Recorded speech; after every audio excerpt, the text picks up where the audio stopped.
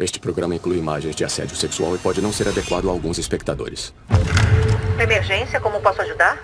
Aqui é a Amy Harrison, esposa do Andrew Harrison. Senhora Harrison, o que houve? Eu fui ao banheiro na sala dos professores. E quando eu abri a porta, tinha um cara segurando uma arma.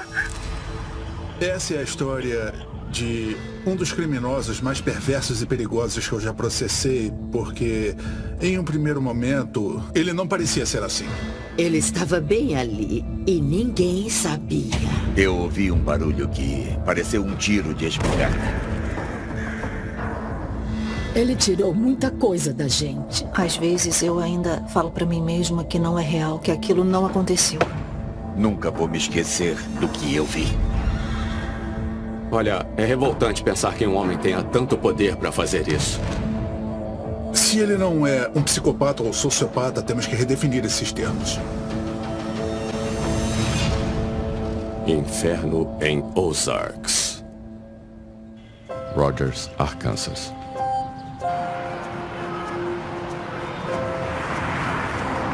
Eu me casei jovem. Nos conhecemos quando os dois tinham 21 anos e nos casamos com 23.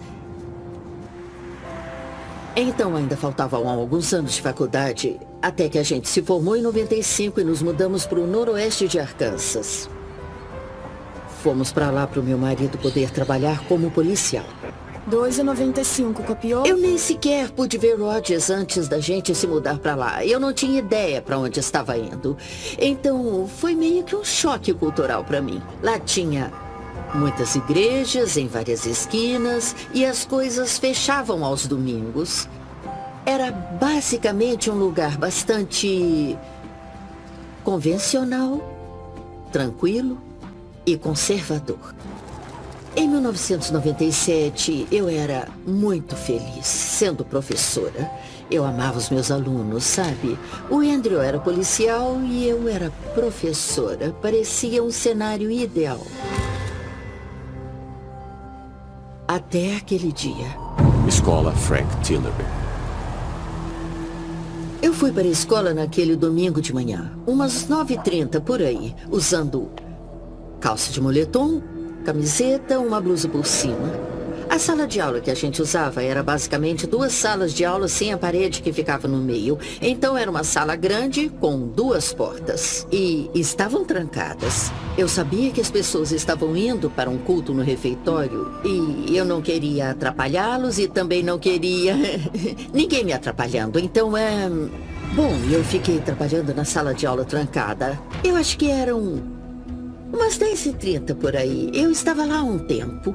Eu escutei o barulho da maçaneta de uma das portas da sala de aula e eu esperei alguns minutos e eu abri a porta, olhei e não vi ninguém. Então eu fechei a porta de novo. Um tempinho depois eu resolvi que tinha que ir ao banheiro. Então eu saí por uma das portas da sala e andei acho que uns 4 ou 6 metros até o corredor, onde eu virei para chegar à sala dos professores. Eu entrei no banheiro e a sala era... Os 2 banheiros eram dispostos de maneira independente. 2 cabines independentes, eles tinham uma porta enorme. Então, quando eu estava saindo do banheiro, ele estava apontando uma arma para mim. Ele usava um boné e óculos escuros, então as únicas características que dava para eu ver eram daqui para baixo. Eu conseguia olhar bem para ele naquela hora. Mas a sensação de ter uma arma na sua cara era muito chocante e perturbadora. O cara estava armado e eu achei que eu fosse morrer. E eu pensava, só vou fazer o que eu tiver que fazer para sair daqui e ir para casa. Ele me disse para voltar pro banheiro e ele mandou eu tirar parte da minha roupa e ficou mandando eu fazer coisas com ele. Depois disso, ele resolveu me levar até outra sala de aula que ficava perto da sala dos professores. E foi lá que ele continuou me estuprando. E Eu só pensava, isso é assustador, eu estou com raiva desse homem. Eu não conseguia formar ideias completas. Era uma sensação tipo um instinto animal. Parecia uma eternidade, mas eu estava achando que devia ter passado só alguns minutos na realidade. Ele levantou rápido e falou, não sai daí, fica aí parada, só sai depois que eu sair. Eu estava em pânico e eu pensei, eu tenho que achar alguém e ir para um lugar seguro. Eu encontrei o zelador.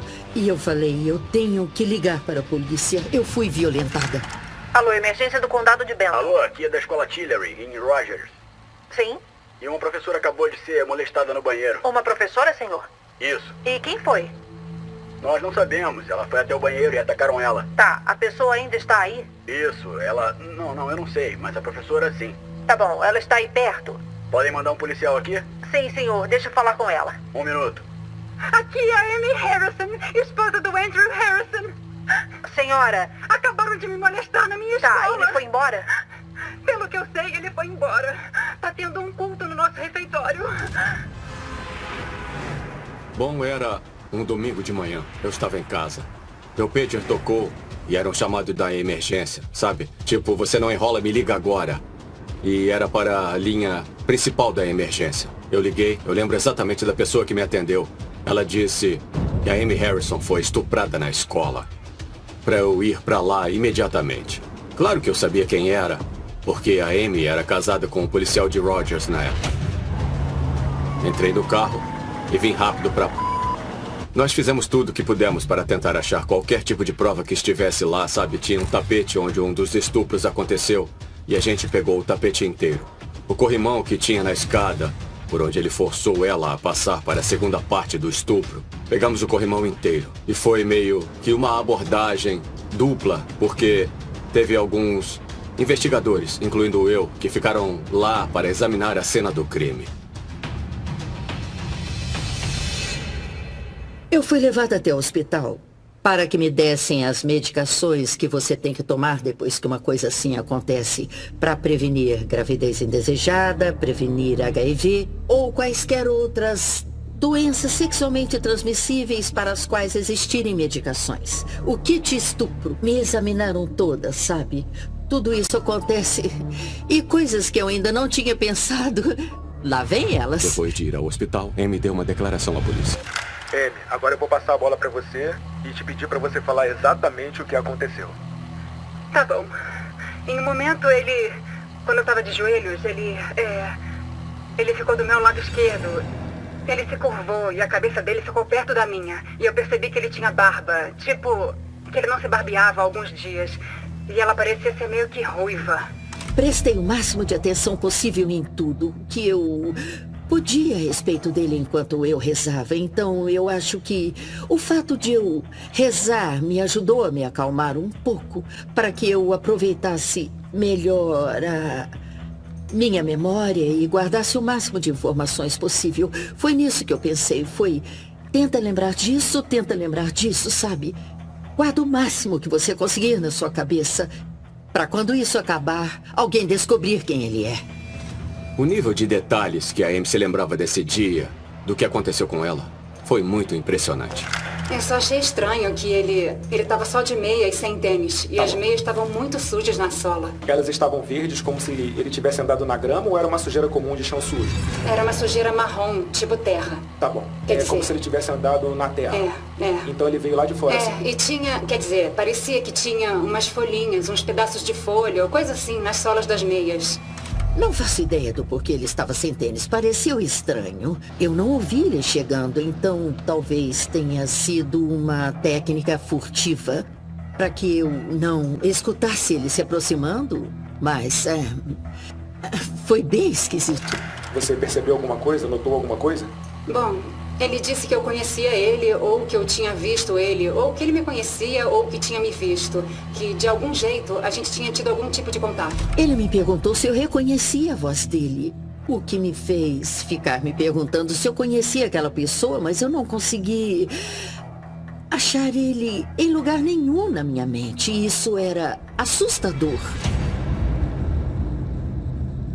Uma das coisas que eram bem evidentes no depoimento dela era o quanto ele se esforçou para esconder a identidade dele, não tocar nas coisas e tomar cuidado com fluidos e outras amostras biológicas que ficassem lá. Em algum momento durante o abuso, a Amy sentiu um líquido na perna dela. E provavelmente foi uma coisa instintiva. Ela limpou o líquido com a mão e depois passou na camisa. Ter limpado o sêmen dele não foi uma ação consciente. Eu estava com nojo. Eu não queria nada dele em mim. Na mesma hora ele disse: "O que é isso? O que você fez?" Se ela não tivesse feito isso, nunca teríamos conseguido o DNA dele. Departamento de Polícia, Benton, Arkansas. Enquanto discutíamos hipóteses, não nos demos conta naquele momento de como uma pessoa dessa sabia tanta coisa sobre o que a gente fazia para coletar provas. Mandaram para o laboratório criminalístico e, como fazem com todas as amostras, procuraram no banco de dados Codes para ver se correspondia com alguém que já estava no sistema. Mas não acharam nada. Tive que dosar as minhas expectativas. Imaginei que a chance de a pessoa já estar no sistema e já ter um perfil de DNA era provavelmente baixa. Quando disseram que iam testar as pessoas que faziam parte da minha vida, sabe, na escola e na comunidade, eu fiquei otimista. O pessoal da polícia foi bastante esforçado e rápido. Eles investigaram bem a fundo e foram bem receptivos a qualquer informação e a examinar essa informação para ver se conseguiam descobrir quem ele era.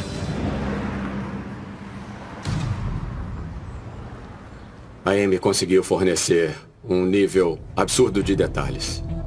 E nós fizemos um esboço usando um kit que tinha slides transparentes e diferentes características faciais. Você pergunta, esse queixo é dele? Não.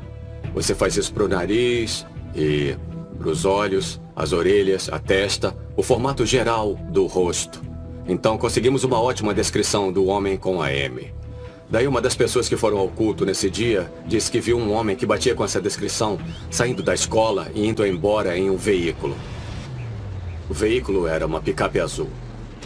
E nós conseguimos que a sede da polícia de Little Rock fizesse uma busca por todos os veículos registrados no condado de Benton que batesse com os critérios desse possível veículo suspeito. E então, de madrugada, nós fomos notificados de que uma das duplas de investigadores localizou o veículo, a picape azul.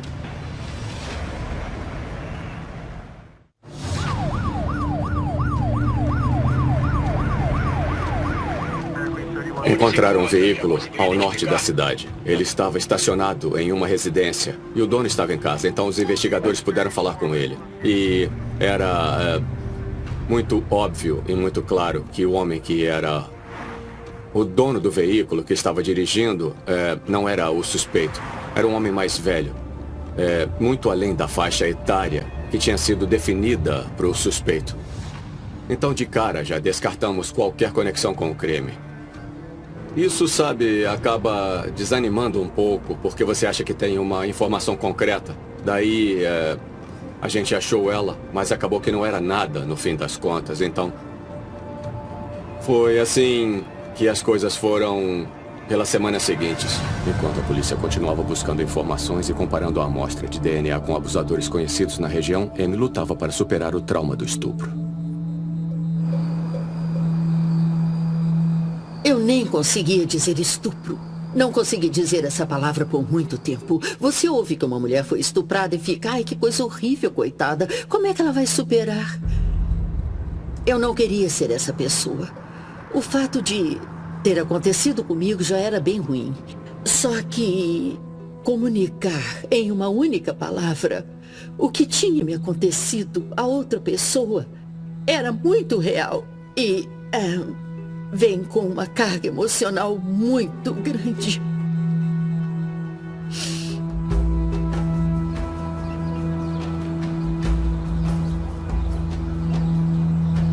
É quase como se essa época fosse um vazio. Foi um choque e todo mundo estava muito triste e conturbado. Quando meu marido descobriu o que aconteceu comigo, ele sentiu muita raiva e mágoa. E sendo um policial, Deve ser frustrante. Ele é a pessoa que ajuda a solucionar o crime, que prende o cara malvado e é a própria esposa dele. E é quase inevitável que esse incidente tenha um impacto emocional, um impacto sexual. Isso valeu para nós dois. Foi a morte do nosso casamento.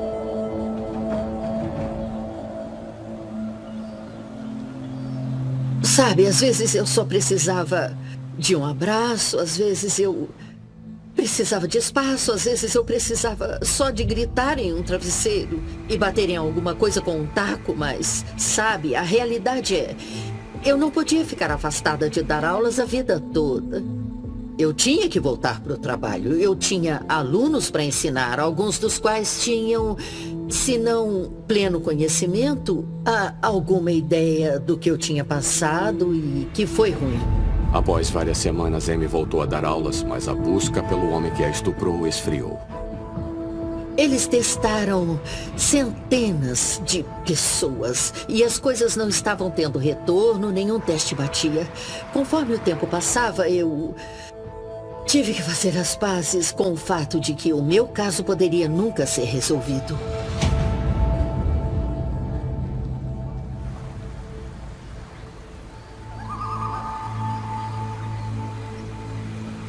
Não tinha muitas informações aparecendo.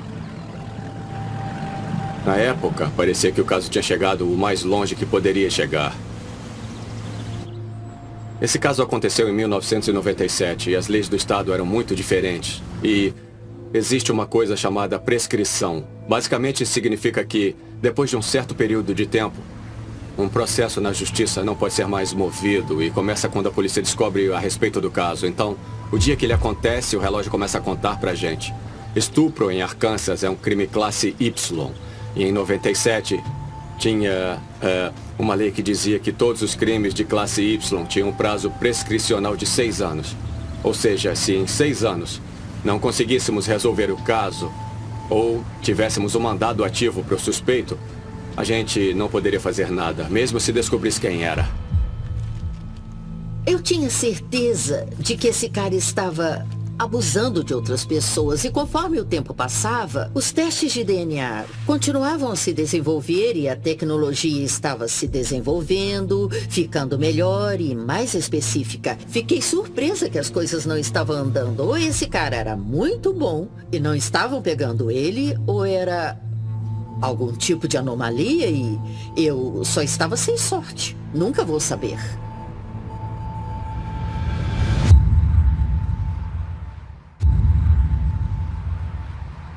Cinco anos depois. Agora, pulando para o ano de 2003, estavam falando bastante sobre a questão do prazo prescricional com a gente em novembro daquele ano.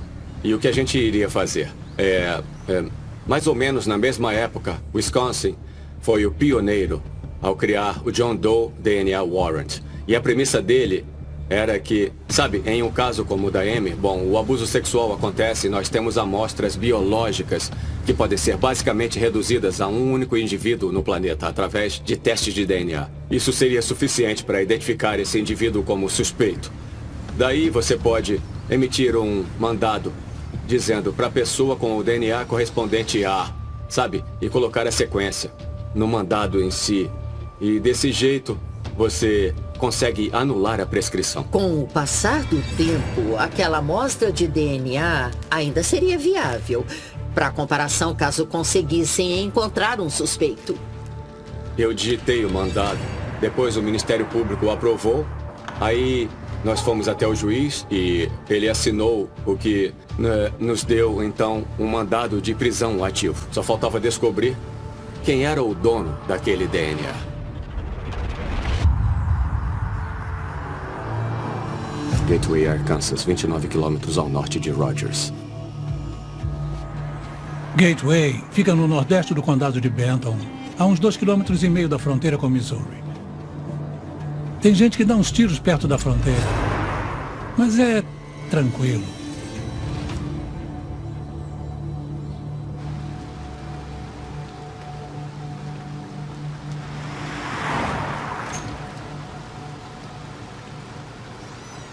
Aqui é a prefeitura.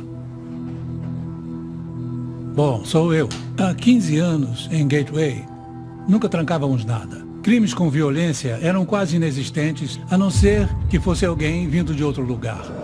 A cidade só teve um policial até hoje, provavelmente desde que ela existe.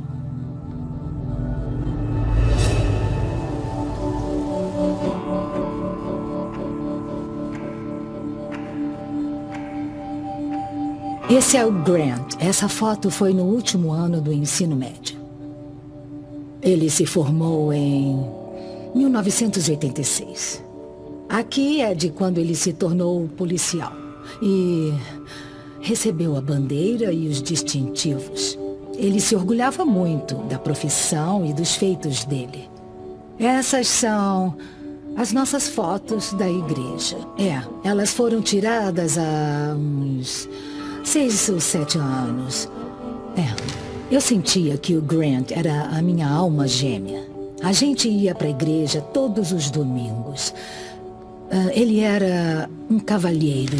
Ele já era policial desde quando a gente se conheceu. Ele era o chefe da polícia. Ele era o guarda da nossa cidade. Então ele cuidava dos problemas de todo mundo. Ele foi a única pessoa em quem eu confiei na vida. Ou pelo menos o único homem. Ele sempre estava cuidando de mim, sempre me protegendo. Eu tive a Madison e foi um milagre ela ter nascido, porque eu tinha 46 anos quando tive ela.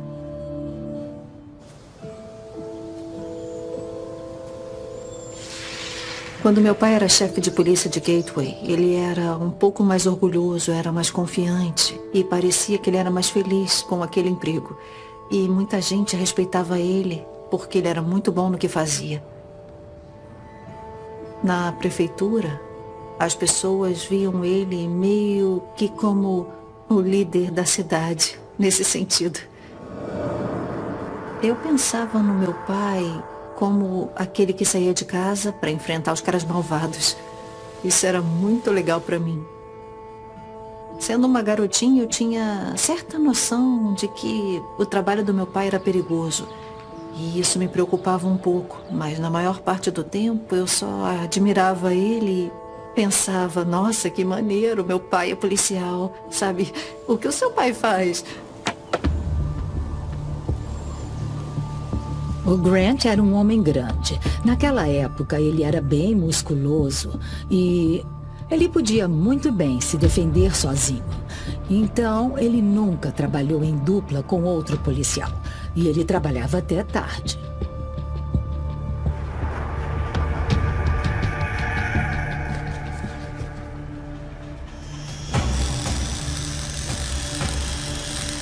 Eu moro no noroeste de Arkansas a minha vida inteira. Sou dono de uma ferraria e tenho uma fazenda e crio gado também. O dia do incidente parecia que era um dia como outro qualquer. 23 de fevereiro de 2017. Eu fui até Bela Vista para terminar uma cerca de ferro. Eu estava voltando para casa e virei na 12 Corners. E depois dela vem a estrada Genrich. Depois de quase 1 quilômetro a oeste da ponte, eu avistei o primeiro carro. E depois de mais uns 130 metros à frente daquele carro, ou seja, ao leste, estava a picape. E então, mais ou menos uns 90 metros depois de eu passar pela picape, eu ouvi um barulho que pareceu um tiro de espingarda.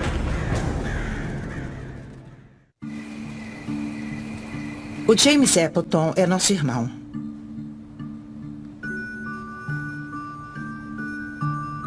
Sendo 5 irmãos, nós estávamos sempre juntos. Nós ficávamos sempre... A gente era como unha e carne. E o James sempre vinha nos visitar. Ele podia ser meio estúpido com você, mas ainda ser seu amigo. O James era operador de tratamento de água em Gateway. Ele trabalhava para a cidade e fazia manutenções no parque e também nas estradas. Acho que eu e James trabalhamos juntos por 3 ou 4 anos, porque eu fazia tudo sozinho. E um dia James apareceu enquanto eu trabalhava. A gente não conseguia achar um vazamento e ele ajudou. Eu falei, e aí, você está afim de um emprego? Ele disse sim, então contrataram ele. Ele conseguiu a licença de operador e um emprego. Arquivo de chamada de emergência. Emergência do condado de Benton, como posso ajudar? Alô, alguém... tem alguém baleado aqui. O que houve? Parece que levou um tiro. Onde foi o tiro? Eu acho que foi na cabeça. Um tiro na cabeça? Sim, senhor. Nesse foi um dia e tanto. Eu lembro que foi no final do dia. E eu lembro muito bem da ligação. Assim que ela chegou, a gente correu pro local e dava pra ver o farol piscando na picape. Dava pra ver o pé no pedal do freio. E ficou claro pra gente que o Sr. Appleton morreu imediatamente. A primeira coisa que a gente verificou foi, tá bom, isso é uma ferida de bala? O que a gente conseguiu determinar de forma bem clara, não só que era uma ferida de bala, mas parecia muito ser de uma espingarda e que também parecia ter sido de perto. Rapidamente nós percebemos, conforme os investigadores falaram com as pessoas, que tinha tido algumas testemunhas. 23 de fevereiro de 2017, 6h39 da noite. Pode informar seu nome, senhor? John Bray. Me explica o que aconteceu hoje. Como você chegou aqui?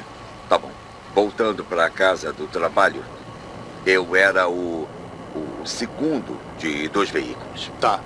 Tinha um carro branco parado atrás de uma picape, eu acho que a uns 45 metros. Ok. Ele acenou para o primeiro motorista passar e acenou para eu passar. Tá bom. Tudo certo. Então ele acenou para eu passar e depois que eu passei ele, o James estava no banco da frente da picape dele e estava falando ao celular. O James fez meio que assim para mim enquanto eu passei, porque ele estava no celular. Então eu passei ele e continuei, seguindo.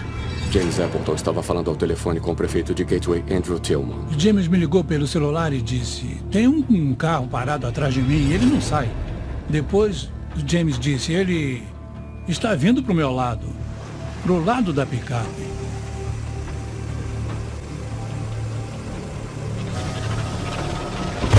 Aí eu escutei um barulho que pareceu a porta dele batendo. Ele tinha Bluetooth na picape, então, para mim, pareceu que a porta bateu.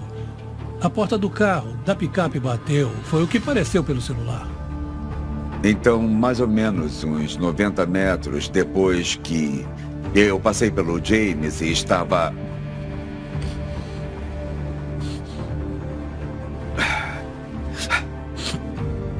Depois que eu passei pelo James, a uns 90 metros, eu ouvi um barulho que pareceu um tiro de espingarda. Mais ou menos na hora em que eu cheguei à ponte, o carro branco que tinha acenado para mim, ele me alcançou e virou à esquerda. Então, quando eu cheguei ao topo da colina e virei a curva, eu pensei, bom, é melhor eu voltar lá para dar uma olhada. Então eu fui ver como o James estava.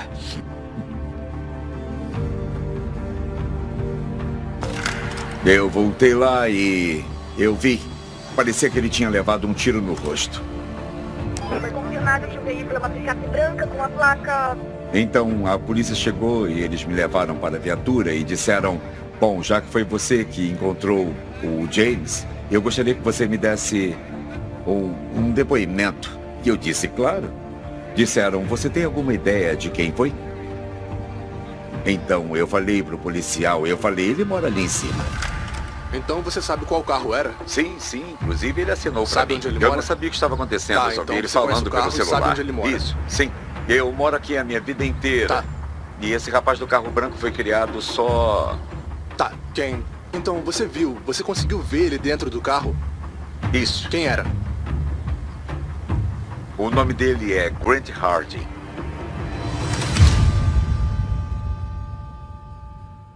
Após se tornar chefe de polícia de Gateway em 2016, o comportamento de Grant Harding começou a mudar.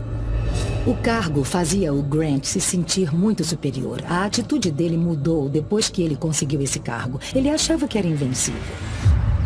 Ele abusava da autoridade dele.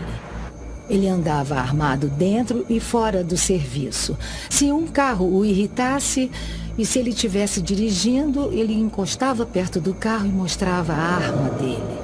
Ele ficava perseguindo carros, por nenhuma razão ficava apontando armas pros cidadãos aqui de Gateway. E aí, conforme o tempo passou com ele sendo o chefe de polícia, as coisas começaram a ir ladeira abaixo rápido. Minha primeira interação com ele foi... Ele veio até a delegacia e estava basicamente exigindo que a delegacia desse para ele equipamentos. Rádios, equipamentos de polícia. Isso não acabou muito bem, não houve um acordo. Basicamente, eu mandei ele se lascar, sabe? Quem é você para vir aqui assim? Você é um funcionário eleito. A delegacia não é sua para você usar como você quiser. Nós não alugamos equipamentos públicos. Não vai rolar. Em 2016, Grant se desentendeu com James Appleton. O Grant Harding pegou a viatura na rodovia 37 e tinha um terreno com um matagal, com vários arbustos e coisas assim. E viram alguém entrando lá de carro, então foram para lá com a viatura e bateram em um tronco, quebrando o radiador e mais algumas coisas. Acertou a parte de baixo e arrebentou umas peças. E ele trouxe o carro aqui e falou o que aconteceu e que o James tinha que consertar. E o meu irmão James falou: eu não vou consertar uma coisa que vocês quebraram por descuido. E com isso, Grant cresceu pra cima dele e falou: você não pode me falar o que fazer e tal, como se fosse o cara. Lá fora no estacionamento com o James, ele explodiu pra cima dele. É melhor você não mexer comigo. Eu sou poderoso. O negócio dele era o poder. E foi aí que eu acho que tudo começou. Pelo que entendi, eles tinham umas desavenças. Já tinham discutido e parecia, pelo que a gente ouvia falando com as pessoas, que não se gostavam, sabe? Já tinham chegado a se desentender várias vezes. E quem sabe qual era o nível da intensidade da raiva deles um pelo outro. Claramente era bem forte, eu percebi. E eu falei para o pessoal da prefeitura: vocês têm que fazer alguma coisa ou isso vai acabar em um problema ou em um processo. A Câmara Municipal fez uma oferta para ele, ou ele renunciava ou ia ser demitido. Ele guardou bastante ressentimento. 4 meses após se tornar chefe de polícia, Grant foi forçado a renunciar. 9 meses depois, ele matou James Appleton. Foi ao longo dessa estrada, no início de 2017, que o recanto aconchegante de Sharon no mundo foi destruído. Ouvi o tiro. Foi aí que você ouviu? Um disparo estrondoso, seguido pela descoberta de um homem morto em sua picape de trabalho em Gateway. Ele era um irmão incrível. A vítima era James Appleton. Ele era o tipo de irmão que se desdobraria para ajudar qualquer um. Momentos após o disparo letal, policiais precisaram de ajuda para achar o suspeito. 23 de fevereiro de 2017, dia do assassinato. Estávamos todos em casa. Eu estava de folga e ele, na época, não tinha um emprego. Ele estava lá fora, na frente, fazendo umas tarefas, e ele entrou em casa e falou pra gente se arrumar, porque ele ia levar a gente para jantar. Mas ele disse que não tinha pressa. Então, a gente estava dentro de casa se arrumando e ele estava no quintal da frente. E quando me dei conta, eu vi o carro dele saindo. A única coisa que eu imagino é que o James passou pela casa do Grant. O Grant só podia estar fora da casa. Não acho que ele teria tempo para entrar e pegar uma arma e tal. Então me parece que ele já tinha uma arma no carro. E quando ele viu o James passando, ele saiu atrás dele. Sabemos que o Sr. Harding estava trabalhando no quintal, então podia muito bem ter acontecido. Então, imaginamos que ele encostou ao lado da picape, pegou a espingarda e atirou no Sr. Appleton. A queima-roupa a uns 2 ou 3 metros de distância. Depois simplesmente foi embora. Ele voltou em cerca de 10 minutos. Eu não fazia ideia do que estava havendo quando Grant voltou para casa. Ele estava com muita pressa. Ele falava: eu tenho que ir agora. O Grant foi para casa, colocou a família em outro veículo e eles foram jantar. Eu lembro que ele ficava falando: eu te amo, eu te amo, eu te amo, para mim e para minha mãe. E ele disse várias coisas para elas que, olhando agora, com certeza foram pela pressão, porque ele disse: olha, se a gente não se vir mais, lembre sempre que eu amo vocês e coisas do tipo. Então, analisando agora, dá para ver que ele já estava se convencendo de que as coisas não iam acabar bem. Naquele momento, os policiais já tinham falado com o Sr. Bray e sabiam que queriam o Grant Harding. Então, enquanto eles ainda trabalhavam na cena do crime, mais tarde, durante o início da noite, o Sr. Harding apareceu. Estava de noite e eles fizeram um bloqueio na estrada. Estavam parando todo mundo e quando chegou a nossa vez e ele disse o nome dele, pediram para ele sair do carro. E quando o Sr. Harding retornou à cena do crime, nós o tiramos do carro, o algemamos e o transportamos até a delegacia. Sala de interrogatório 1. Proibido o uso de armas de fogo. Vou só pegar mais informações com você. James Chamberlain. Você por acaso era policial em algum lugar? Ou... Pensei ter te reconhecido, mas eu não sabia de onde. Alguém falou que você era... policial em Gateway, ou... Eu era o guarda de lá e... Você era guarda aqui no condado de Benton? Isso. É o seguinte, eu quero falar com você sobre o que você fez hoje, tá? Você pode me contar o que fez desde o momento em que acordou até quando foi parado pela polícia, lá em Gang Ridge? Eu não vou dizer nada depois de me informarem os meus direitos. Tá bom. Você pode me contar como foi o seu dia hoje? Eu tenho que permanecer em silêncio. Tá bom. Sobre isso. Mas, a essa altura... Olha só, eu não posso liberar você, porque você ainda é um possível suspeito. Mesmo assim, uma vez que me informaram os meus direitos, eu tenho o direito de ficar em silêncio. Isso. O Sr. Harding escolheu permanecer em silêncio, não quis prestar depoimento. É o direito dele, mas nós tínhamos provas suficientes contra ele. O senhor está sendo preso por homicídio. Acho que o caso já era bem favorável para nós àquela altura. Uma das coisas que nos levaram até o Sr. Harding foi uma única testemunha ocular. Esse é o motivo para a investigação continuar. Deve haver o máximo de provas possível. É preciso coletar os respingos de sangue e amostras de DNA no carro do Sr. Harding. O DNA é coletado e depois inserido no sistema deles e processado no que chamam de codes. E comparado ao DNA de cada crime registrado no país. Quando o DNA de Grant Harding foi inserido no sistema codes, havia um crime não resolvido com DNA compatível. Eu estava a caminho de Nashville, dirigindo até lá para uma reunião e o tenente da nossa divisão de investigação, ele ligou para mim e ele disse, pegamos ele. Eu falei, é o que eu estou pensando, Dave? Pegamos esse... E ele falou, cara, não vai acreditar. E ele falou, foi o Grant Harding. Aí eu fiquei, Grant Harding. Espera aí, eu conheço esse nome. E ele falou, o chefe de polícia de Gateway. E eu fiquei, tá de sacanagem. Eu lembro que na época não havia nenhuma conexão entre o Grant Harding e a Amy Harrison, ou a escola, ou qualquer coisa assim. Então não é como se ele já fosse um suspeito, mas quando nós descobrimos que o DNA dele bateu, com certeza foi um choque, foi de fazer o queixo cair. Recebi uma ligação de um dos investigadores da delegacia de Rogers. Disseram que tinham achado um suspeito e eu dei um pulo do sofá no meio da sala de estar, sabe? Eu fiquei incrédula quando me mostraram as fotos de carteiras de motoristas de 1997. E a gente já estava em 2018, sabe? 21 anos depois. E eu coloquei o meu polegar por cima das cabeças em cada foto, sabe? Para eu conseguir ver do nariz para baixo. E aí, de todos os 12 rostos, eu consegui reconhecer o dele. Tendo só visto a metade do rosto dele há 21 anos, ela reconheceu aquele... Se isso não é atenção a detalhes, eu não sei o que é.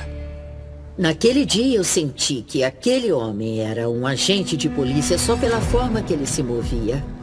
E esse cara era um chefe de polícia em uma comunidade muito pequena, então eu estava certa. Mas eu não conhecia o Grant Harding nem um pouco. Só fui vê-lo pela primeira vez na audiência de imposição da pena.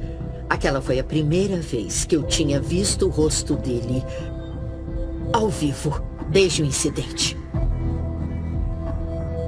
Quando isso aconteceu, 20 anos atrás, nós éramos casados. Ele era policial, então ele sabia como se safar, porque ele entrou lá usando só meias para que não conseguissem as pegadas dos sapatos. Ele ia conseguir se safar do estupro dela se ele não tivesse matado esse cara. Eu fui a reuniões com aquele filho d... Eu sentei na mesma mesa que aquele cara. Acho que eu nunca apertei a mão dele. Tomara que não. Eu penso nisso e fico. Ele estava bem ali e ninguém sabia. Ele sabia quem eu era e o meu envolvimento no estupro que ele cometeu 20 anos antes. Ele sabia. Se ele não é um psicopata ou sociopata, temos que redefinir esses termos. Porque como é que você pode saber que você estuprou uma mulher, que conseguiram amostras de DNA e ainda assim ir às reuniões e fazer o que ele fez? Quer dizer, eu acho que isso mostra, sabe, um narcisismo gigantesco da parte dele, que ele ficava desfilando por aí como, sabe, o grande protetor do público, quando na realidade ele era a maior ameaça. Grant confessou o estupro em juízo. O homem que trabalhou como agente de polícia, chefe de polícia, guarda local e agente penitenciário estava agora do lado errado da linha. Lembro dele indo embora no tribunal. Ele estava de cabeça abaixada. Enquanto levavam ele, eu só chorei. Eu não conseguia parar de chorar. Aqui temos o delegado Reis Minor. Uma foto dele. A coletiva de imprensa depois da audiência. Sabe, isso tudo mostrou, sabe, para mim, particularmente, o impacto que um crime desses pode ter em uma pessoa, uma família. Ele estava muito feliz. Tem uma foto minha abraçando o promotor. A professora de 1997, Amy Harrison, fez um discurso para a imprensa depois de saber da confissão do Grant. Eu não sei se perdão é a palavra certa para usar. Eu acho que... em paz.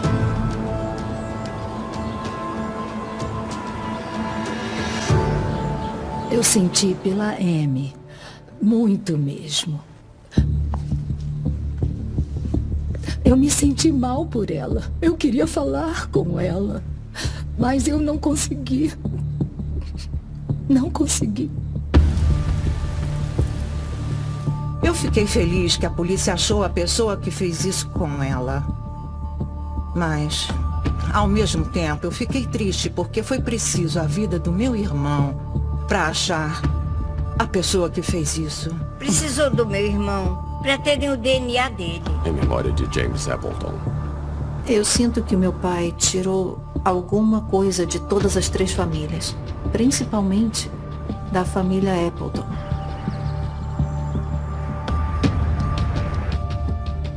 Olha, é revoltante pensar que um homem tenha tanto poder para fazer isso.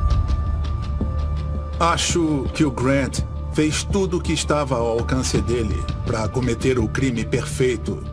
Só que ele não contava com a Amy Harrison. 16 de outubro de 2017. Grant Harding confessou em juízo homicídio em primeiro grau e foi sentenciado a 30 anos de prisão. 12 de fevereiro de 2018. Grant também confessou estupro em juízo e foi sentenciado a mais 50 anos. Versão brasileira, Dry Mark. Esta é uma história real, com cenas fortes de crimes que podem ser perturbadoras para alguns telespectadores. Oi, coisinha mais fofa. Desliga essa luz. A minha mãe gostava de consertar as pessoas. Aquelas do tipo emocionalmente atormentadas. Oi, querido. Eu me lembro de sentir que a energia que o Jeff passava era esquisita. Os olhos dele eram de uma pessoa louca naquele dia. Acabei de sair da casa da minha namorada. Ela levou um tiro. Ele pensou, se eu não posso ter a Laurie, ninguém mais vai ter. Então você sabia que ela ia sair com outra pessoa e você não consegue viver com isso? Eu não sei. Naquela época, queria poder ter visto as coisas do jeito que eu vejo hoje.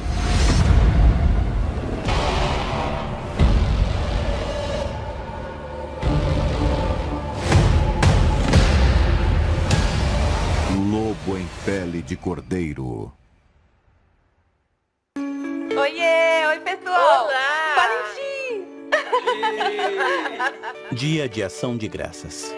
Laurie Roberts, de 45 anos, apresentou seu novo parceiro Jeff Silvernail, de 39 anos, para sua família. Olá, mocinha. Olá pra você. Como você está hoje? Muito bem. Ela tinha um coração enorme. Ela realmente se empenhava nas festas de família. E quem é esse jovenzinho aí com você? O Jeff era um cara mais do tipo durão, sabe? Você olhando de fora, sabe como é? A atração dela pelo Jeff foi provavelmente por causa da aparência dele. Aquele cara com um estilo clássico de motoqueiro. Eu sei o que está acontecendo. Minha avó com certeza tinha um lado mais carinhoso. Se ela tivesse um parceiro, ela sem dúvida estaria disposta a ajudá-lo nos altos e baixos. A minha mãe nasceu em Grass Valley, Califórnia. Quando ela e o meu pai se conheceram, ele estava fazendo alguns trabalhos na casa da minha avó. A minha mãe tinha só 15 anos quando ela engravidou da minha irmã mais velha. A Misty nasceu com síndrome de Down. E quase 2 anos depois eu nasci. A gente fazia tudo juntas, éramos inseparáveis. 5 anos depois, Laurie deu à luz a sua terceira filha. Mas com o fracasso do seu relacionamento, ela acabou tendo que criar suas filhas com pouco apoio financeiro. O dinheiro era bem escasso, mas apesar de tudo, eu acredito que as nossas dificuldades nos uniram como família. Quando o meu avô faleceu, a minha mãe, ela herdou uma quantia grande. E com isso, ela decidiu se mudar para o Centro-Oeste.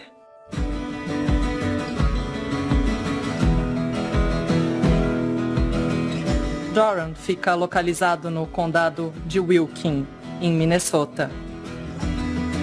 E para uma família como a nossa, comprar uma casa era super importante. Poucos meses depois de nos mudarmos para cá, minha mãe conseguiu um emprego em Primewood. Ela veio para cá para ter uma vida nova e foi exatamente o que ela conseguiu. E aí, estão se divertindo? Essa é a nossa piscina. Nadem! Nadem pra vovó ver!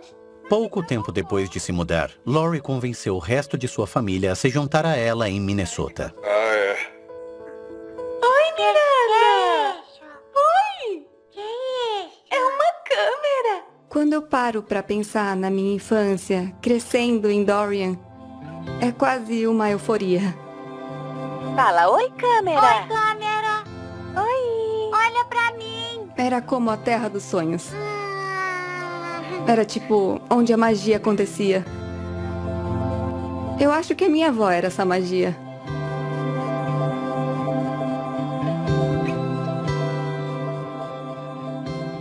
Oi! Esse foi o aniversário de 4 anos do Darian. Oi, querido! Oi! Quantos anos você tá fazendo? 4! 4? A minha mãe passou na minha casa antes de eu ir trabalhar porque ela queria mostrar a nova filmadora dela. Onde você arrumou isso? Eu comprei. E quanto foi? Por quê? É segredo, na frente da câmera não. Quando ela comprou, ela ficou muito orgulhosa. Ela tinha que filmar praticamente tudo. Eu tenho uma surpresa enorme pra você. O quê? Mas você não pode sair daqui e tem que ficar de olhos fechadinhos. Ela era esperta, porque ela sabia que em algum momento a gente ia querer ver esses filmes pra lembrar de tudo e ver o nosso carinho por ela. E aí? Gostou da surpresa? Obrigado. De nada. Que legal.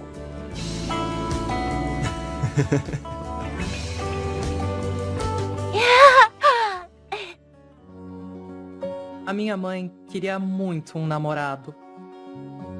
Ela queria encontrar alguém aberto e espontâneo que tivesse a mesma paixão pela vida que ela tinha, sabe? A minha mãe e o Jeff se conheceram no trabalho. Jeff Silvernail nasceu na Dakota do Norte e tinha 3 filhos de um casamento anterior. 24 de novembro de 2005.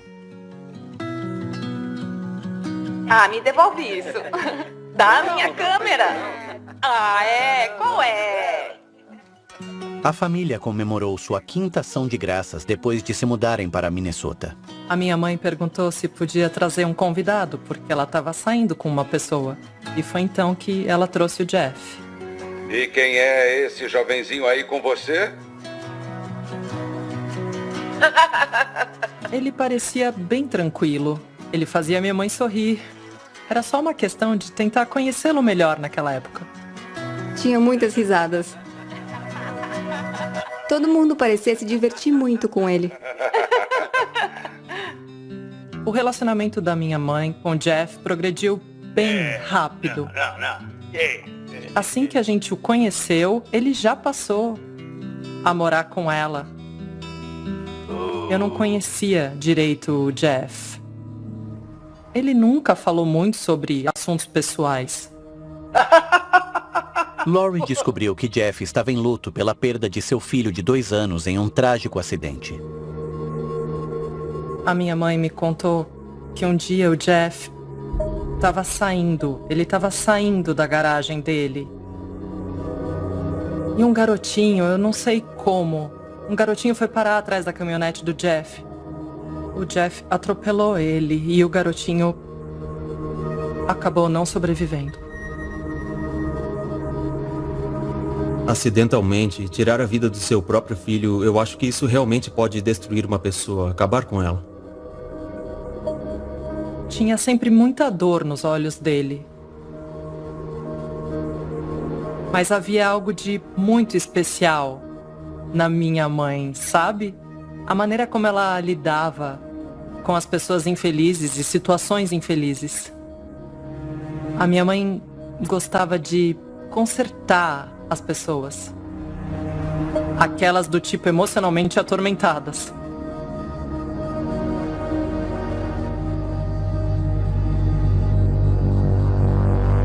A Misty ganhou bolo! Toque, toque! Ela ganhou bolo! Toque, toque! Ganhou bolo! Essa foi a festa de aniversário do Matthew, meu sobrinho. A família toda se reuniu na piscina para comemorar, incluindo Laurie e Jeff, que estavam há 1 ano juntos. Ah, foi muito divertido. A gente não ligava pra mais nada no mundo. Nada importava além de ficar naquela piscina se divertindo, brincando de luta e pulando uns nos outros. Olha a vovó! A hidromassagem é ótima. E não é muito quente. Todo mundo tá sentado comendo bolo. A minha mãe ficou cuidando do bebê. Ela com certeza precisava de uma mãozinha dele naquele dia. Mas o Jeff ficou lá sentado e não ajudou ela em nada. A cadeira dele não estava nem na mesa.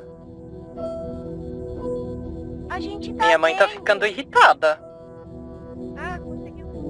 O Jeff, depois que ele se mudou, o comportamento dele com certeza piorou. O Jeff tratava os netos dele de um jeito diferente. Eu me lembro de sentir que a energia que o Jeff passava era esquisita. Ele pegava bem mais no nosso pé. Se algum brinquedo estivesse largado, ele brigava com a gente e falava, pega isso aí e tire do caminho. Ele com certeza tinha um tom intimidador.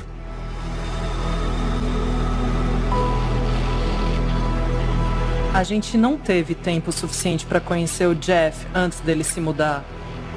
A gente não sabia nada sobre ele, nada mesmo.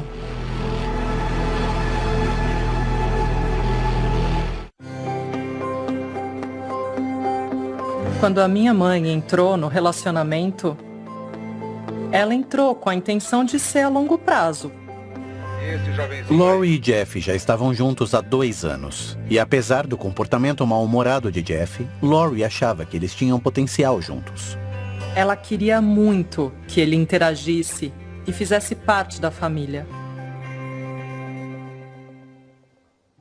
Feliz Páscoa, senhorita Misty. O coelhinho da Páscoa vai aparecer? Vai. Vai? A Misty sempre ficava animada com os feriados. Aqui, a minha mãe estava motivando e agitando ela antes do grande dia. Vai ganhar um monte de doces? Bolhas. Bola de chiclete? Bolhas. Bolhas? Ah, você quer bolhas. Vamos ver o que o coelhinho vai trazer pra você, hein? Por ter síndrome de Down, a minha mãe sempre se certificou de que todas as necessidades da Misty fossem atendidas. Ela era uma pessoa fundamental na vida da Misty. E o Jeff nunca ajudou a minha mãe a cuidar da Misty de jeito nenhum.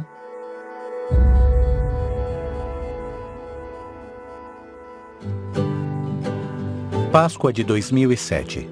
Laurie, suas filhas, todos os netos e Jeff se hospedaram em um hotel para celebrar o feriado. A gente tá fazendo uma caça aos ovos. Cadê a sua cesta? Cadê? Onde estão os seus ovos? Encontre os ovos pra vovó. Fizemos uma caça aos ovos no quarto do hotel? Eu peguei 6. Misty, vai caçar os seus ovos? Sim. A Misty participou junto com a gente também. Ela saía correndo, encontrava os ovos e ela não ficava pra trás. Encontrou 5? Levanta e procura mais alguns. Vovó, eu tenho 7. Tava todo mundo lá, sabe? Minha avó tava lá, mas o Jeff não participava de nada. Aqui tá o meu ursinho carinhoso. Oi, querido. Oi, coisinha mais fofa. Desliga essa luz. Eu acho que o Jeff tinha ciúmes do vínculo que a minha mãe e a Misty tinham. Oi, querido. Você não vai falar oi? Oi. Oi. O jeito retraído do Jeff não era nada normal. Vai filmar sua irmã. Tenho certeza que a minha mãe pensava sobre isso com frequência. Tá mal-humorado, é? Tô. É? E por qual motivo tá mal-humorado? Mas ela com certeza fingia um sorriso no rosto. Olha o Darian, pera. Nossa, que legal. Olha isso. Na semana seguinte, Laurie e Jeff receberam os netos para o final do feriado de Páscoa. Muitas vezes a minha mãe me levava e eu passava a semana toda na casa da minha avó. Eu sempre ficava animado em vê-la, mas eu também sempre pensava, cara, o Jeff vai estar lá, vou ter que ver o Jeff, agora eu vou ter que lidar com o Jeff. A gente nunca queria falar com ele, pedir ajuda ou pedir que ele brincasse com a gente. Acho que é porque a gente sempre levava bronca. O Jeff tinha um pavio curto. Os netos, principalmente eu e o Darian, já tínhamos deixado claro pra ela que a gente não gostava do Jeff. Eu consegui! São as férias de primavera de 2007. Laurie passou o final de semana com os netos. A minha avó conversava com o Jeff, depois que a gente reclamava da maneira como ele tratava a gente. E aí, do nada, ele mudava e tentava ser legal demais ou gentil demais. Era um pouco esquisito. O Jeff nunca passava um tempo com a gente, a menos que ele fosse obrigado. E lá vai o Jeff. Laurie filmou Jeff no quintal, em uma de suas raras aparições. A maneira com que o Jeff está interagindo com as crianças é uma maneira muito perigosa. Parecia que ele estava tentando atropelar eles com o cortador. Algumas vezes ele chegou muito, muito perto. Achei que ele ia acertar as crianças. Porque ele começou a agir daquele jeito do nada. Parecia que, quando a minha avó e o Jeff estavam tendo problemas na relação deles, ele se esforçava mais. Naquele mesmo mês, Jeff começou um projeto ambicioso, na esperança de recuperar o respeito de Laurie. Aqui temos o Jeff, construindo o deck novo, levantando as paredes. O Jeff estava construindo um deck e instalando uma hidromassagem para minha mãe. E aqui temos outro ângulo. Essa é a casa e esse é o deck. A minha mãe sofria de artrite na cervical e ficava bem grave às vezes. Então comprar a hidromassagem ajudaria a aliviar um pouco a dor que ela sentia por causa disso. E era para as crianças aproveitarem também. Oi, gente! Olhem a minha hidronova! Oi! Esse era o tipo de projeto que ele, de fato, costumava se mexer para ajudar. Mas ele começou a mudar e se tornou bem mais retraído. O Jeff passava bastante tempo em um galpão que ele tinha construído na casa da minha avó. Eu não sei o que ele fazia lá, mas ele passava horas lá dentro. A minha avó tinha até uma campainha na cozinha que tocava dentro do galpão para avisá-lo quando o almoço estivesse pronto, porque ele não entrava em casa. A minha mãe ficava bem frustrada. Ele era como uma criança que ela precisava cuidar. E ela estava ficando um pouco cansada de ser a única carregando todo esse peso. Quando eu descobri que ele não estava contribuindo com a renda da casa, eu fiquei irritada. O Jeff comprava coisas legais para ele, enquanto a minha mãe pagava por todo o resto. Se você vai se mudar para casa de uma mulher, você também deve contribuir financeiramente.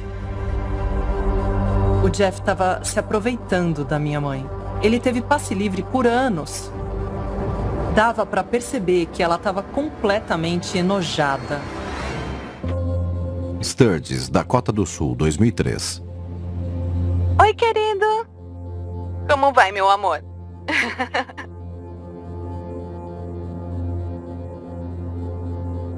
Essa é a minha mãe com o Jeff, em Dakota do Sul, dando um tempo da corrida de motos para aproveitar a natureza. Howlock Falls, Dakota do Sul. A minha mãe tinha preparado algumas coisinhas para tentar consertar o relacionamento dela com o Jeff, que já estava começando a dar errado. Estamos em Howlock Falls. A vista aqui de cima é melhor do que a lá de baixo mesmo. É? Aponta isso pra cachoeira. Ai, para! Eu gosto de filmar você também, ué.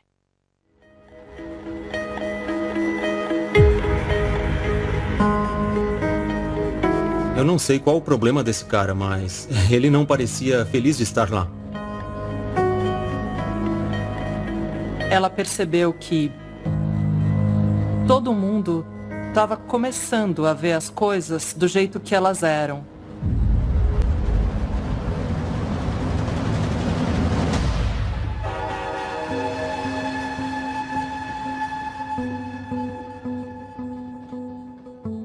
Laurie e Jeff estavam juntos há 4 anos e as fendas estavam começando a abrir. Foi no começo de 2009 que a minha mãe exigiu que o Jeff realmente formasse um vínculo maior com as filhas dela. Oi, linda! E com os netos dela. E também que começasse a ajudar na renda da casa. Eu acho que o Jeff queria mudar essas coisas que estavam estragando o relacionamento deles. Na esperança de salvar seu relacionamento, Laurie levou Jeff ao Great Lakes para um tempo a sós.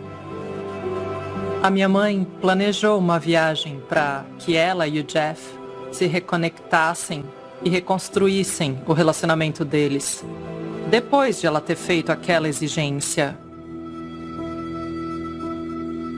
Mas não foi isso o que aconteceu.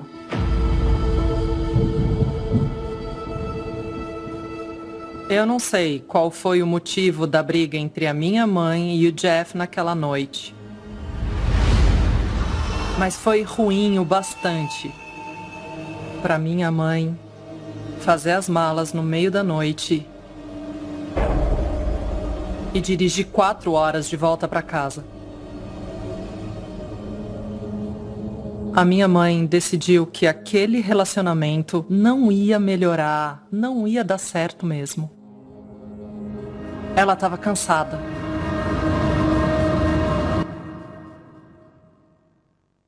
Ela sentou com a gente e disse: vocês não têm mais com o que se preocupar, o Jeff vai embora. E a gente terminou.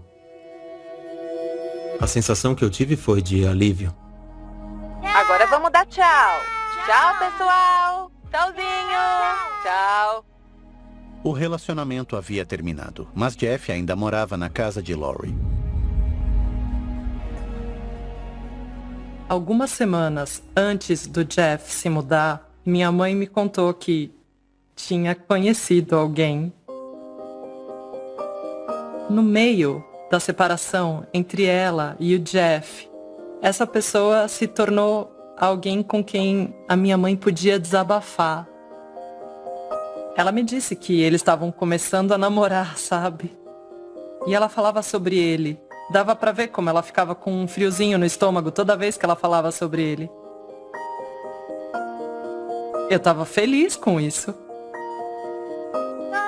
A minha primeira impressão dele foi incrível. Eu lembro dele me empurrando bem alto no balanço. Eu achava que ia dar uma volta inteira. Eu me lembro dele ser brincalhão e bem sorridente. A minha mãe merecia alguém que compartilhasse da mesma alegria pela vida que ela tinha.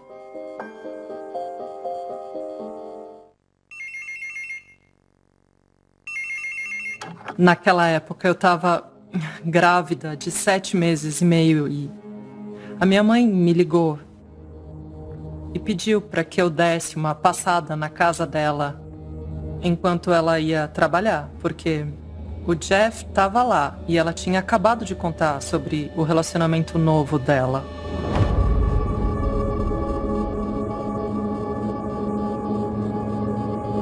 Eu parei o carro na entrada e ele estava lá fora, totalmente surtado.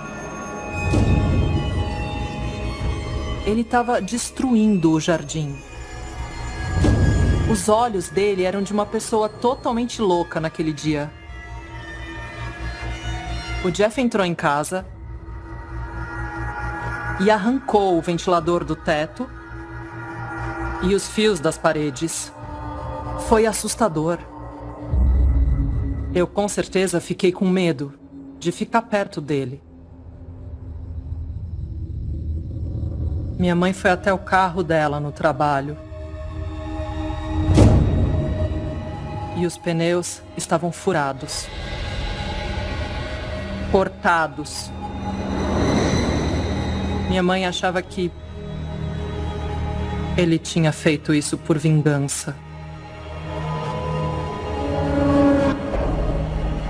Eu acho que a minha mãe tinha medo que alguma coisa fosse acontecer com ela. Eu acho mesmo que ela tinha.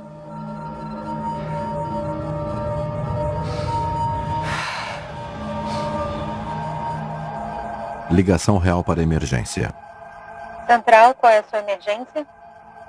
Moça, eu acabei de sair da casa da minha namorada. Ela levou um tiro. Desculpa, o quê? Minha namorada levou um tiro. Ok, e qual é o seu nome? Meu nome é Jeff Silvernail. A central recebeu a chamada um pouco antes das 9. Um homem tinha ligado porque encontrou a namorada dele no chão com um ferimento de bala. Não é comum que a gente receba esse tipo de ligação. No começo, eu pensei, poderia ser auto-infligido? Quando eu cheguei ao local, eu perguntei ao Jeff onde ela estava. Ele apontou em direção ao quarto. O quarto estava muito escuro e tinha sido todo remexido. Parecia que havia acontecido algum tipo de briga. Foto real da polícia. A Lori estava no chão, obviamente morta naquele momento. Eu fiquei esperando o agente Bauman chegar. O condado de Wilkin não tem muitos crimes violentos. Entre 1965 e 2009, tivemos 2 homicídios. Gravação real da polícia. Assim que entramos, não vimos nenhum sinal de uma entrada forçada. Lori Roberts estava deitada de costas perto do pé da cama.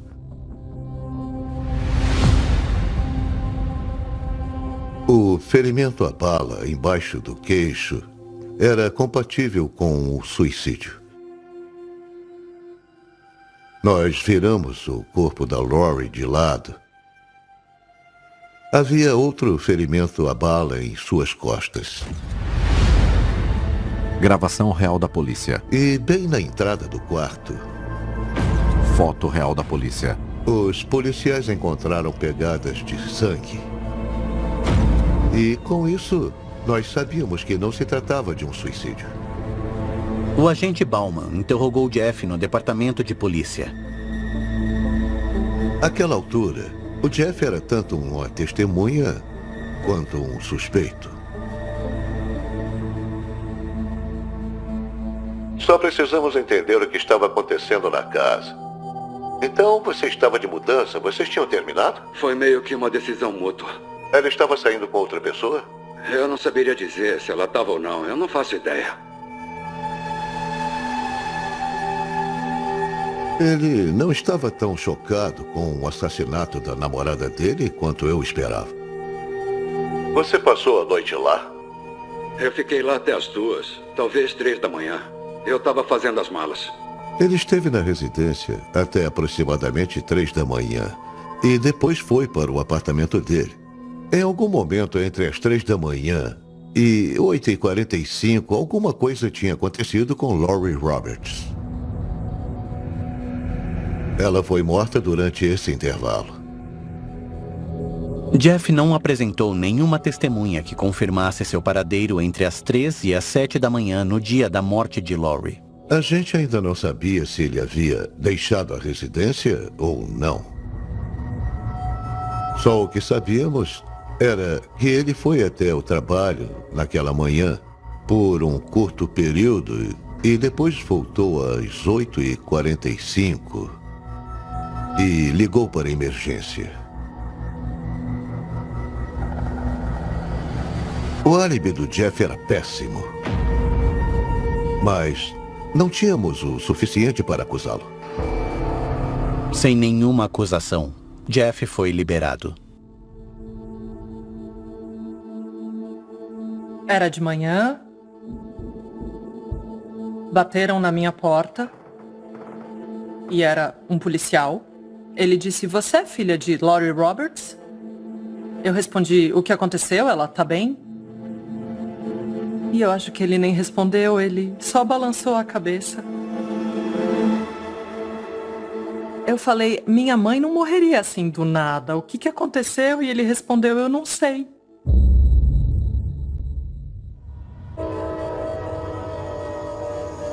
Gravação real da polícia. O agente especial Dan Bauman voltou à casa para investigar a cena do crime. Havia muitas evidências forenses que precisavam ser coletadas. Foto real da polícia. Havia muito sangue. Coletamos as roupas dele. E também pegamos os celulares. Na busca pela arma do crime, a unidade no local encontrou uma prova vital. 2 balas foram recuperadas. Essas 2 balas poderiam ter sido disparadas por uma pistola 9mm. O Jeff tinha esse modelo de pistola que guardava em um armário trancado. A unidade na cena do crime relatou que o armário havia sido arrombado. Foto real da polícia. E a arma não tinha sido encontrada. Foto real da polícia. chegamos à conclusão de que o roubo tinha sido encenado.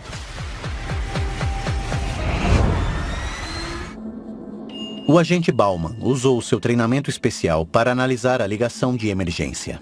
Eu revisei a ligação para a emergência. Moça, eu acabei de sair da casa da minha namorada. Ela levou um tiro. Ele estava mais para relatando a morte da namorada do que estava pedindo por ajuda. Minha namorada levou um tiro. Ela tá respirando? Não. Tá, eu vou abrir um chamado agora mesmo, tá bom? Não havia nenhuma urgência naquela ligação. Com certeza parecia ensaiado.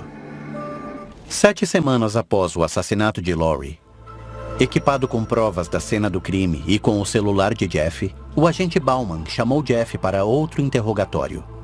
Bom, se isso foi um roubo, e foi um roubo que acabou mal, itens de valor teriam sido tirados da casa e não foi o que a gente viu. Eu não sei.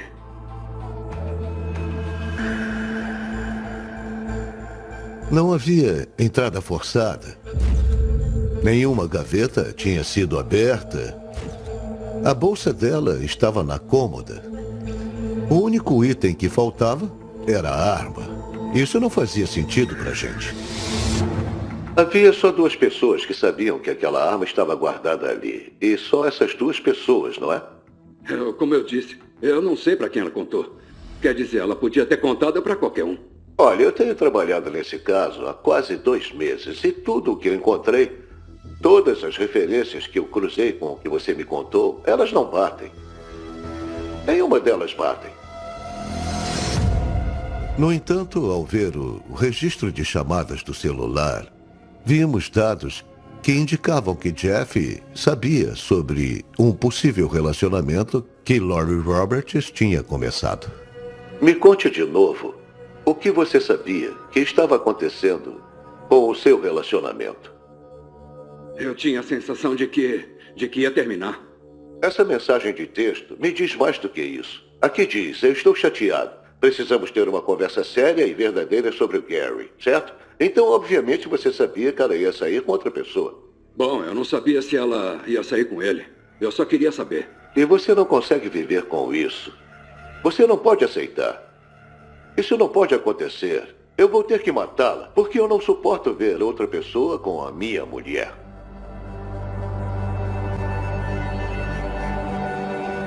Era uma prova crucial.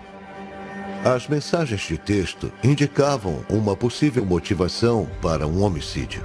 Ele pensou, se eu não posso ter a Laurie, ninguém mais vai ter. Eu sabia que o Jeff era o culpado. Mas precisávamos de provas tangíveis que colocassem Jeff Silvernail naquela cena. Ele achava que ia conseguir se safar. Eu não ia deixar isso acontecer. Sem uma confissão ou provas suficientes para uma acusação, o agente Bauman teve que liberar Jeff depois do interrogatório. Eu não gostei nada de saber que ele estava andando por aí como um homem livre, com plena capacidade de matar uma pessoa. Isso me aterrorizava. Maio de 2010. 7 meses desde o assassinato de Laurie Roberts. O Jeff com certeza pensou que ia conseguir se livrar dessa. Ele pensou que tinha passado tempo suficiente para que a gente esquecesse do assunto. Mas estávamos guardando algumas evidências forenses. Mais precisamente, as roupas dele.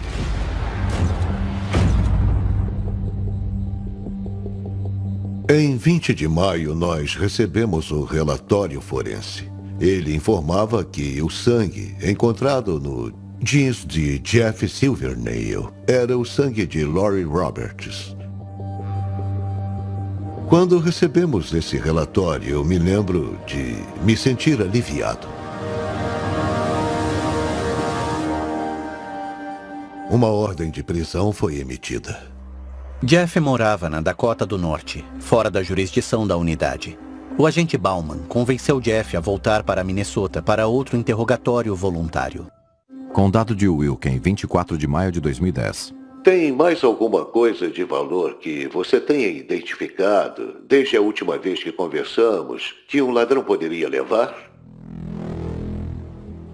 Próxima pergunta. Bom, tem muitas coisas que descobrimos na perícia que podem vir a ser um problema para você, a não ser que a gente tenha alguma explicação. Você pode repassar com a gente, mais uma vez, onde você estava e o que fez. Eu já te disse umas 3 vezes o que eu fiz. E você nos disse que não havia como ter sangue em você de maneira nenhuma? Eu fiquei do lado de fora da porta. Você tinha dito que estava perto do banheiro. Não, eu não disse. Sim, você disse. Gravação real da polícia. Jeff Silvernail não conseguiu nos informar como o sangue poderia ter ido parar no jeans dele. Áudio real da polícia. Você está preso por homicídio doloso simples. Acho que ele ficou em choque. Ele ficou chocado de estar sendo preso. Ficha criminal. Foto real. O Jeff foi preso e ficou preso até o dia do julgamento. Jeff se declarou inocente pelo assassinato de Lori e em setembro de 2011 ele foi a julgamento no Tribunal do Condado de Wilken. O sangue encontrado na calça do Jeff não era uma prova relevante porque tinha muita evidência de sangue pelo quarto.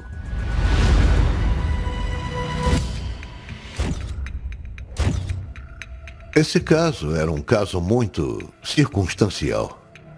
Eu estava nervoso porque não tínhamos nenhuma testemunha ocular. Não tínhamos a arma do crime. Nós tivemos que ligar os pontos e depois explicar por que cada ponto era importante. Nós tínhamos que provar, sem sombra de dúvida, que o assassino estava ali. Eu compareci a todos os dias do julgamento. O Jeff não expressou nenhuma emoção.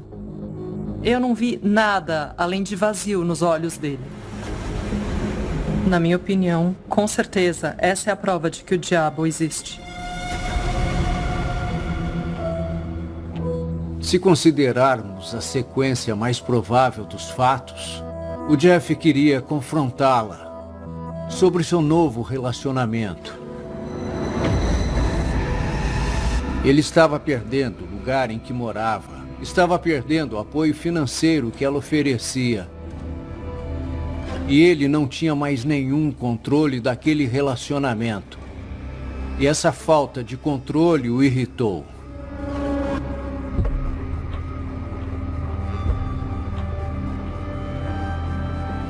O Jeff atirou na Lori enquanto ela estava na cama.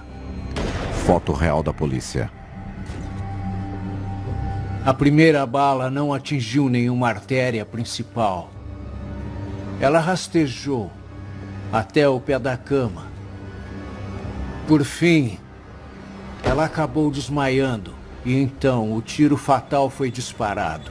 Foto real da polícia. Ele a matou como a garantia de que se ele não podia tê-la, mais ninguém poderia. Jeff não depôs e nem fez nenhuma declaração no tribunal. Mas uma testemunha improvável afirmava que Jeff já havia feito uma confissão incriminadora enquanto estava na prisão aguardando o julgamento. O promotor me informou que tinha aparecido uma testemunha que tinha dividido a cela com Jeff Silvernail. E ele declarou que o Jeff havia contado como matou Lori Roberts. A promotoria apresentou o depoimento do companheiro de cela como prova concreta no tribunal. Para mim, o testemunho dele foi importante. Foi muito mais forte do que qualquer evidência forense que a gente tinha. O chefe contou como ele forjou a cena para fazer parecer um roubo. Gravação real da polícia. A polícia jamais encontraria a arma do crime ou os sapatos. Ele jogou cimento em cima deles e os jogou no rio. Deu para sentir o momento em que tudo mudou. O júri deliberou por aproximadamente 4 horas. O veredito definido foi culpado por homicídio qualificado, premeditado. Jeff Silvernail foi sentenciado à prisão perpétua sem possibilidade de condicional. A minha primeira reação foi: finalmente. Finalmente. Tivemos justiça pela minha mãe. Essa foi a coisa mais difícil que eu passei na minha vida. Eu nunca pensei que eu estaria sentada aqui sem a minha mãe.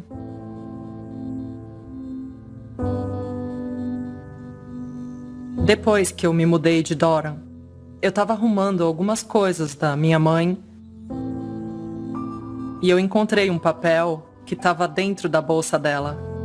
Era como se fosse uma lista de prós e contras do relacionamento dela com o Jeff.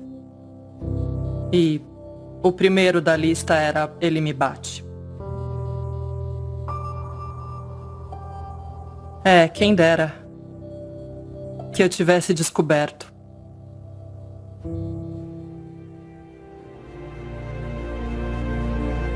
Ele é um monstro pelas coisas que ele fez. Fala oi, câmera! Oi, câmera! Ele tirou tanta coisa de tantas pessoas que acho que nem ele mesmo entende. Bolhas. Bolhas? Ah, você quer bolhas. Quando a minha avó foi morta, a Misty perdeu uma parte muito, muito importante da vida dela. O que isso significa? Você é maneira? Fala maneiro. Ah, eu sou maneira. A Misty faleceu em 11 de fevereiro de 2022. Ela morreu de demência.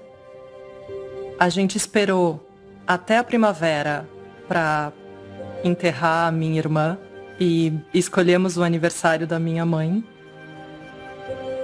Todo mundo que a conhecia ou que se lembra dela sabe a pessoa maravilhosa que ela era e o que ela trouxe para esse mundo.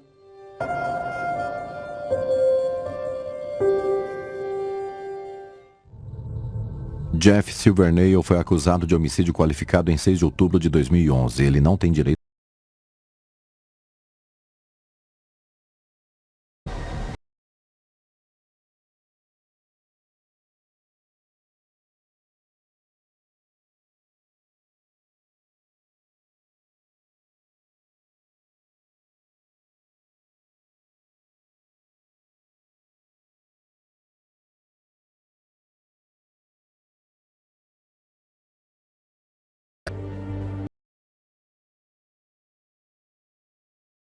Difícil de cenas do crime.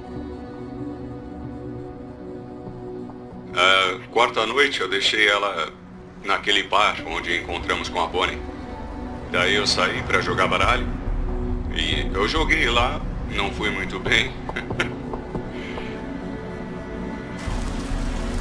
Aí quando eu saí, tava chovendo demais.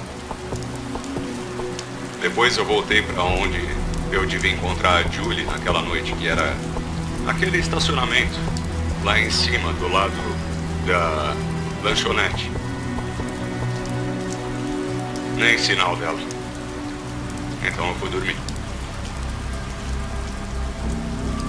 Aí eu acordei com ela entrando no caminhão. Naquela hora parecia tá tudo bem, mas aí ela começou a reclamar, falando que tinha perdido dinheiro por minha causa. A gente começou a discutir e eu falei que não tinha $600 ali. E foi só isso. Ela falou: tudo bem, eu vou conseguir de outro jeito. E ela foi embora. E foi isso que aconteceu. O detetive Buckner disse que estávamos lá investigando a morte de Julie Winningham. Boa noite. Tem mais alguma pergunta, policial Bill? Eu tenho algumas perguntas, sim. Eu notei que nos braços dele tinha a mesma cor acinzentada de umas manchas que eu me lembrei de ter visto no corpo da Julie. Ele disse que era sujeira que saía das lonas que ele tinha no caminhão. Eu pensei, se ele fez isso, será que ele enrolou o corpo dela na lona para transportar escondido até o local onde ele o jogou? Decidimos que precisávamos da lona como prova. Encontramos também um rolo de fita adesiva prateada. E aquilo foi relevante para mim, porque dava para ver claramente no rosto da Julie, da orelha esquerda, por cima da boca e do nariz até a orelha direita, o que parecia ser cola da fita adesiva. Eu estava bem na dúvida de como as coisas estavam indo daquela vez e eu estava pensando na última vez em que ficamos juntos e todos os problemas que tivemos. Eu estava achando que não ia dar certo, mas pensei, quer saber, se dane. Eu não pensei muito nisso depois, porque a minha relação com ela na primeira vez não foi tão boa de qualquer jeito. Não encontrou a Julie depois disso? Não